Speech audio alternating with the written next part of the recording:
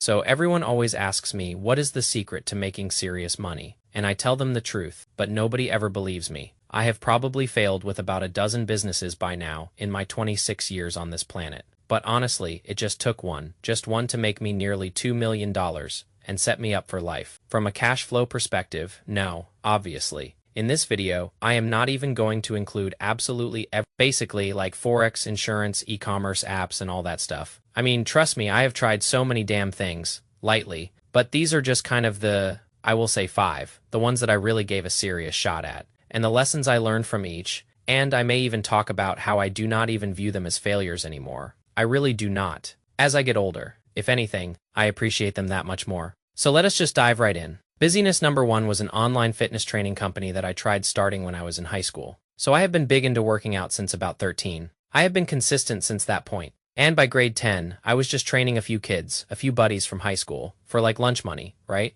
Like not super inspired by 2 guys specifically on YouTube. One was Christian Guzman, and the other was Matt Ogus. And I might be aging myself a little bit here. Those guys, if you know, trust me, search up those names. These were like the OGs of fitness YouTube, and they had their training companies, and they were vlogging, and all this kind of stuff. And I think still, a huge mistake of mine was not vlogging my journey, but more importantly, not taking coaching seriously enough. But they gave me enough motivation to be like, you know what? The hell with it. I am going to try and do this. And one day, I am 15 years old. I wanted to order a shirt from a guy called Nick Wright. He has this huge Facebook page called Nick Wright Bodybuilding, and he was a big fitness YouTuber at the time, and I emailed him first or DM'd or something. On Facebook, I cannot remember. But I said, hey man, been a follower for years. Seriously love your stuff. If I buy a shirt and take a picture for you to post on socials, because he had a huge page at the time, will you post it and also show up my fitness business? He is like, you know what? The hell with it. Sure, I wake up in the morning. Obviously, the shirt comes in, I take the picture, I send it to him.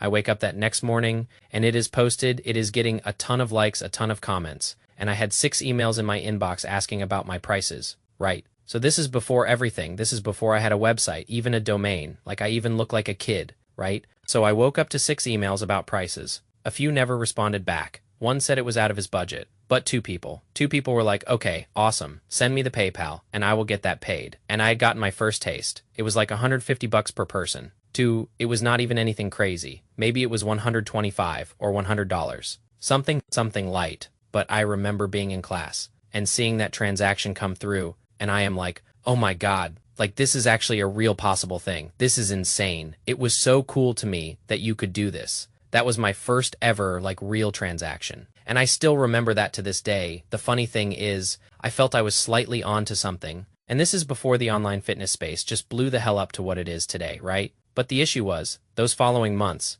I focused on all the wrong, stupid stuff. I mean, business cards, t-shirts, a cool website, a logo that I spent like $400 on, which was so dumb, and it was just like ridiculous looking back at it. Me number 1, focus should have been customer acquisition, doing as much social outreach as I possibly could to try and get clients. But I was just lazy if I am being honest, and I did not know what I did not know, and that was the huge issue. So that is an easy mistake for people. Nobody cares about the logo in the beginning. What can you do for me? What is your business? What is your service that can provide me to today, right now? Right. So anyways, business number 2. This is a funny one. Real estate wholesaling. I remember getting back from watching. This is summer 2015. We had just watched Terminator Genesis in theaters with my dad, and I was in this phase of staying up super late. School just went out, so we had all summer, and I think it is like 3:30, maybe 4 in the morning. And a YouTube video hit my homepage from a guy called Ron Legrand, his old guy with glasses, talking about real estate wholesaling and how to turn, I think it was like $40 into $10,000 with real estate. And looking back I know that sounds, BS, and that is what got me, was like, yeah, okay. And I clicked on the video, and basically what wholesaling is where you just find an underpriced distressed property. You get the property under contract, you are basically purchasing it on paper, and then you find or assign that contract to a potential buyer that you find within your network. So call it $100,000. Let us say that the seller wants $100,000 for this property. It is just undervalued. You find a buyer for $110,000 and you assign that contract. You are more or less the middleman. The seller gets their $100,000. Buyer gets the property, and you collect what is in the middle. That is a $10,000 profit to you. Now, obviously, that sounds a lot easier than it is. And I mean, it was. But at the same time, I was like, okay, this sounds simple enough. And from his advice, Literally the next morning, I got on Craigslist, Kijiji from his recommendation, and just trying to match, just trying to deal flow, right? Just trying to outreach to people, and it kind of started working. There was a lot of things that I will get into this in a second of reasons why it did not work. But I had gotten so damn close to a deal, two actually. On was a 2.6, it was a multiplex, and the issue was the seller only spoke French, for one, so he barely understood, he did not have a translator, he was an older gentleman, and the other unfortunate part was, he just did not like dealing with wholesalers. So I was like, well, at the bottom, no matter how good the offer was, but it was his asking price, and I would have made $25,000. At the age of 17, which was absurd, I still have the contract for context. I have proof of all of this, so there is haters thinking that, this is BS. I have proof of every single one of these things with timestamps, with emails, everything. So I will eventually add that either to this video or in a separate one. But that was crazy to me. I was on the tip of the iceberg of this thing, and I think the big issue as to why I failed was I was always one step behind the 8 ball, right? There was all these deals on Kijiji and other platforms that were just scraps. Right? These investors, you have no idea. These people were like a pack of hyenas. They would pounce on something the minute it came through. And obviously I was not doing that. I was trying to be as quick as I could. This is the new school year at this point. So I am half busy with school, but I remember going to. There was this class that we had specifically designed to do homework. I would never do homework in this class. I was on the computer sending outreach messages, trying to connect buyers and sellers every day for like 4 or 5 months. It was insane. And that was ultimately, I think, just why it failed. I was too late to networking. I had just started, but I was like, dude, it is just too late. And now looking back, what real estate wholesaling is today, this is 2015. It is like blown the hell out right now, which is insane. So it is just funny to look back at. Busyness number 3 was, it is a mix of two. It was private equity deal sourcing, but the first one I tried was actually partnering with investors. People who had capital and were wanting to basically buy a business, were wanting to own a stake in a business as a minority, or as a 50-50 partner, and have someone else do the work, which was, i.e. me. So first part of that, I had was actually a ton of interest. Funnily enough, people who had $20,000, $50,000, a couple $100,000 from, say, a real estate sale that they just wanted to put to work and, find a partner that they could get these people on deals with. And I had met this guy physically, funnily enough. It was an older Indian guy, I believe, maybe in his 40s, young guy still, but he had a very good job. He had liquid cash. He had drove about an hour away in my dad's car. I had lied to my dad and said, hey, buddies are just wanted to. This is end of 2016, I believe, summer 2016, something like that, and said, hey, some buddies just want to go meet at a coffee shop. Is it fine if I take the car? He looks at me. He just stares for like 10 seconds. He is like, are you actually going to go, this is a coffee shop, right?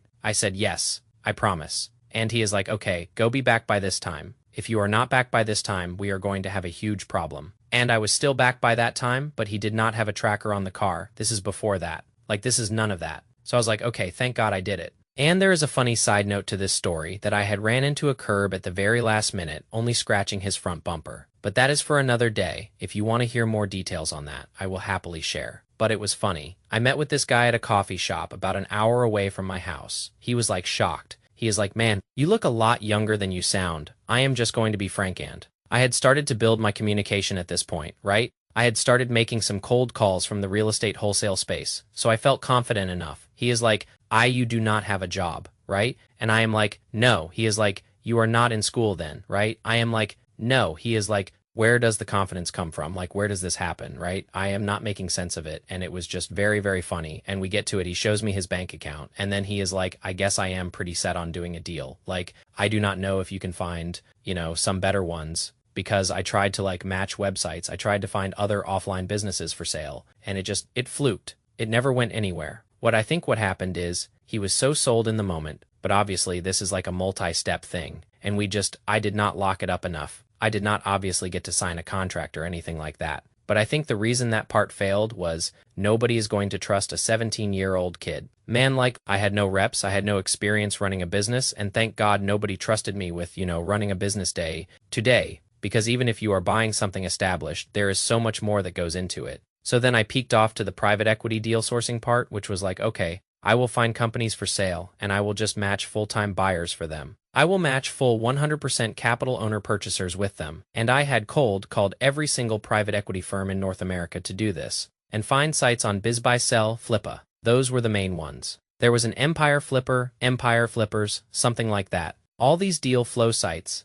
and that was the other issue. What was the commonality? I just was not sourcing proprietary deals. And then I went as far as like, wait, what if I cold call companies or cold email businesses and saying, hey, would you ever be interested in selling? I think side note, that is a huge, huge business opportunity. Still, Alex Hormozy talks about if he was to run any type of cold email offer, it would be to try and match serious buyers with serious sellers of companies because there is so much margin to make there. Guys, this was the reason I was so interested in this, is because there is a thing called a Lehman formula, where you make almost 5% on the first million, 4% on the second, so on and so forth. It was like stupid amounts of fees being paid as an intermediary. What I was trying to do, but again, I just did not know what I did not know. And I can go into so many stories about this. I arguably learned the most from this opportunity than I did anything else, because I am calling very high-level people. I am talking VPS at firms that have hundreds of millions of dollars in capital, right? So it was crazy. It was an interesting experience. This was right before I got my job at the kind of call center or a real estate lead gen company before. So keep in mind, these next two opportunities I tried starting while I was working the one number 4, basically was a broad SMA. So there was a company that did live chat support, did lead gen, did social media marketing, and they had this stupidly insane comp plan where it was like, hey, you're commission only, and we take contractors, obviously, but you need to be, responsible for sourcing everything. You are going to get, say if you bring on a $2,000 a month customer, you will get the first and last month. So if you bring on a $2,000 a month customer, your commission is $4,000 up front. It was that moment where it is like, it clicked for me. I am like, this is that Wolf of Wall Street saying where it is like you were going to pay me how much on a deal, and it was stupid. And I remember being known as the Reddit guy because I messaged business owners on Reddit in order to get ahead. And I had found this guy who onboarded with the services at $850 a month. And I think I do not know. I am not good at public math. What is that? Like $1,700, something like that, and it was. I remember getting that first check for $1,700 right before they changed the comp plan because they knew it was insane, and it was just like, oh my god, this is insane, like this is a crazy opportunity, and it was just funny to see this stuff, and lo and behold, the thing fails. I just was not good at cold emailing. I did not have, we were kind of just fending for ourselves completely, and it was pretty rough. So that ended up failing. I could talk more about that. I am just trying to keep up with the gameplay because I only know I got another minute here. The other one, this is the final one. I tried this a couple years ago, sorry about that. I had to, this is my first video that I am not doing a one take. Holy crap. I had to, switch some things around. I ran out of gameplay, so I got some in the background coming up here. The fifth and final, arguably this is my best. I would say this was our closest to like actual real success. We actually had real customers on board, whereas my last one was kind of just like an individual contributor, individual sales role. This was like my first real business. So I was scavenging. This was April, March. April of 2021. So like peak of the market, peak of people being back from COVID, if you will. Like attention spans were like all on video games, right? And I had been looking for a business to start. I was at a point in my full-time job where I could get 8 hours of work done in 5. I am just calling a spade a spade. I was not working a full 8-hour day. I knew I was hyper efficient, but I also knew the kind of state of that startup. Keep in mind, if you have watched my other videos, that same company shut down end of 2021. I knew the direction where we were going, and I knew I had to start a business at that point.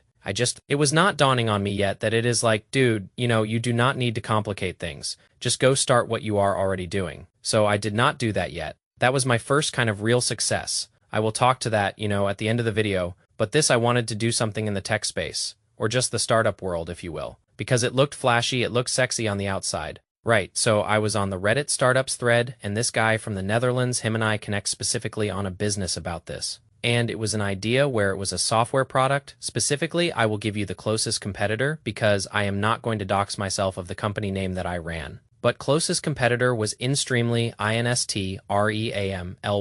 They should still be up. They are based in Poland, and it is literally just a mini kind of banner ad that is live, that is playable, that is movable within a stream, so micro streamers could get paid. And it was not a disruptive experience to the viewer, right? So it was not like a full 30-second or 1-minute ad break. It was just an ad within the stream that you are already watching. On the bottom of the screen, at the top of the screen, you could put it anywhere. It was a simple line of code, and I looked at him. I am like, dude, like this is awesome.